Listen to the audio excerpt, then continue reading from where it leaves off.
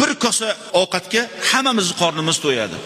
Lekin shu dunyo uchun, o'ladigan dunyo uchun kimlar nimalardan voz kechmaydi? Kimlar kimdan voz kechmaydi?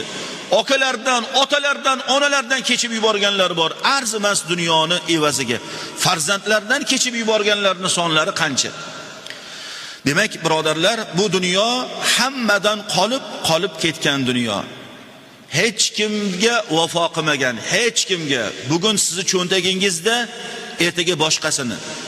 O'lib, tirilib, joningizni tahlikaga qo'yib topgan dunyoyimizni ertaga bolalarimiz qanday sarf qiladi, xarajat qiladi, uni hech kim bilmaydi. Hech qaysimiz bilmaymiz buni. O'rniga sarflaydimi, joyiga sarflaydimi, sotib yuboradimi, kelinlaringiz hali nima kuyga soladi? Shuning uchun ham o'rtacha bo'lganimiz yaxshi, o'rtacha.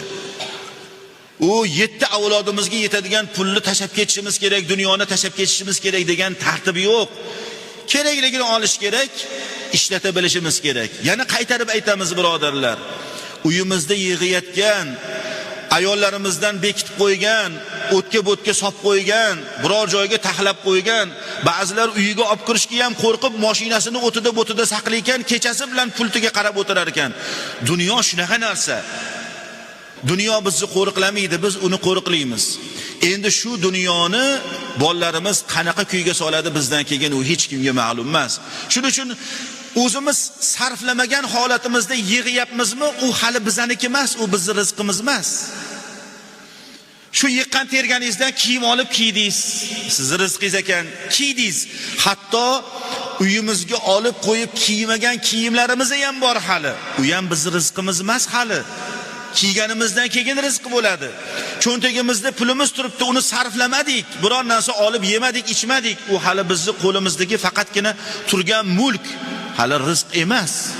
Shunday, shuni yodda tutishimiz kerak. Ertalabdan kechgacha ishlashlik yaxshi.